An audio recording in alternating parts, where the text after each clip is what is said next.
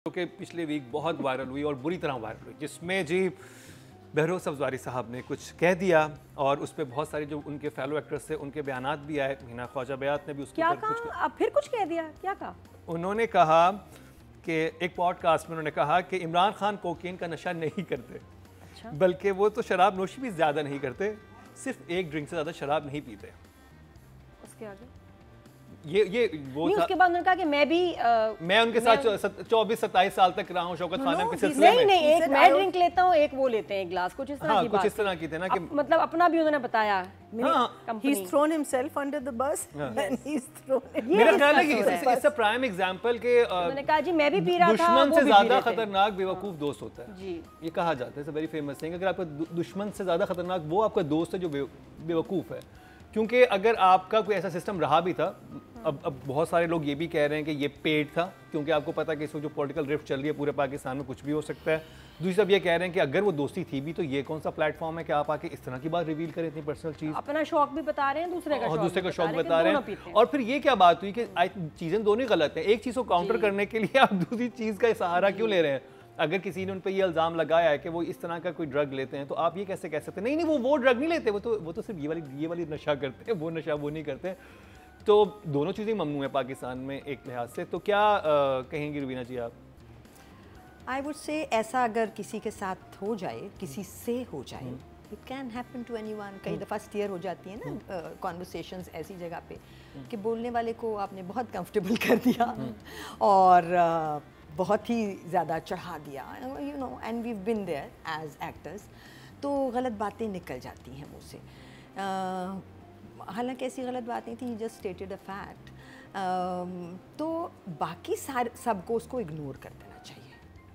मेरा एक वो है, एक मेरा पॉइंट ऑफ व्यू है कि लाइव शो में समझ आता है, ये एक रिकॉर्डेड शो था। आप उस वक्त जज्बात की रो में बैठ के एक बात कर गए। कितनी दफ़ा होता है आपने इंटरव्यूज दिए, नादिया आपने दिए, जो रिकॉर्डेड होते हैं। इवन हमारे इस शो में हम बैठे हुए होते हैं, हमारे साथ मुंह से कुछ ऐसी बात निकल जाती है, हम प्रोड्यूसर को कहते हैं कि ये प्लीज़ ये बात निकाल दीजिएगा।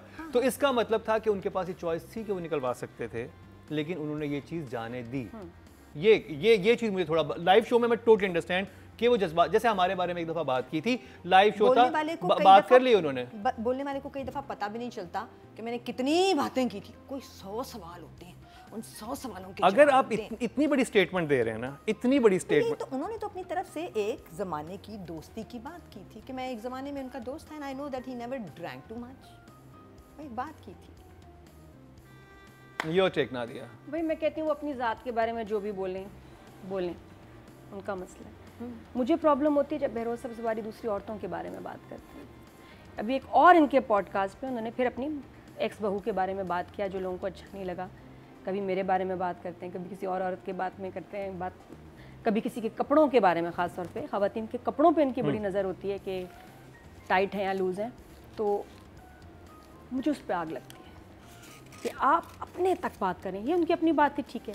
हिना बयात ने बड़ा अच्छा उनके बारे में बोला, मुझे बहुत खुशी हुई कि बोलना चाहिए बिल्कुल। What did she say? She said कि ये मशहूर होने का इनको और तो कोई तरीका नज़र नहीं आ रहा। पॉडकास्ट में ऐसी बातें कर देते हैं कि जिससे अटेंशन इनकी तरफ जाए, और लगता भी उसके बाद वापस भी ले ली अपनी ये स्टेटमेंट। अच्छा, हिना ने काफ़ी लोगों ने उसको शेयर किया। उसके बाद she probably had a chat। नहीं, मेरे पास उनका है, उन्होंने हिना ख्वाजा बयात ने कहा कि कुछ लोग मशहूर शख्सियात के खिलाफ बयान देकर शोहरत हासिल करना चाहते हैं। हमारे यहाँ यह नया ट्रेंड शुरू हो चुका है कि जब लोग खबरों, था ही नहीं, खिलाफ बयान कहाँ था?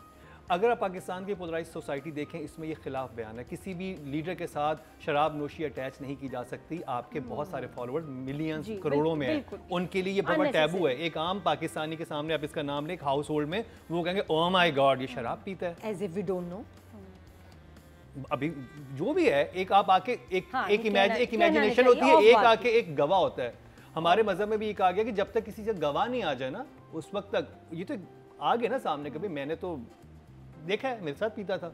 उससे पहले तो एक वो था ना कि हाँ पीता होगा, नहीं पीता होगा, किया होगा, मुझे बाकी लग रहा है कि बहरोज़ अफज़ारी एंजॉय कर रहे हैं कि मैं डिस्कस हो रहा हूँ, चाहे बुरे सेंस में हो रहा हूँ, लेकिन मेरी तरफ आइज ऑन मी, अरे ये तो मेरे काम से ज़्यादा तो मुझे इधर इंपॉर्टेंस मिल रही है। मेरा तो probably he is enjoying that fame. लेकिन दूसरी लोगों के बारे में इस तरह, औरतें खासतौर पे विमेन, क्योंकि ये महंगा पड़ सकता है बहुत ज़्यादा, और पड़ ही रहा है इनको। You should think before.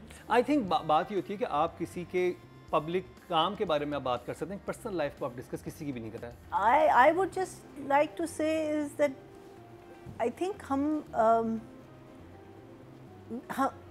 I consider ourselves as ambassadors of ourselves also. जब हम एक ऐसे प्लेटफॉर्म पे आते हैं, and I think one has to be very careful about the words that come out of your mouth and हम क्या कहते हैं. बहुत सारे लोग कहते हैं हम भी यही कर रहे हैं जो कि तनकीद जो हम लोग कर रहे हैं, लेकिन हमारा show is built around that, you know. But और स्पेशली हम जब आप खुद ही काम पे कर रहे हैं, But हम especially किसी को ये नहीं कह रहे कि वो ज़ाती अकेले घर में बैठ के कोई क्या पी रहा है या उसने कौन सा नशा किया है या उसने मेरे साथ कौन सी ड्रिंक किया. हम तो ये कह रहे हैं कि आपने एक ड्रामा ऑन एयर किया है, इस ड्रामे में इस करेक्टर में ये कबाहत है या इस राइटिंग में ये मसले हैं. किसी को पर्सनल अटैक तो बिल्कुल भी नहीं है. वो टैग तो नहीं था, वो तो I तारीफ just थी वैसे. no, I don't He think was praising.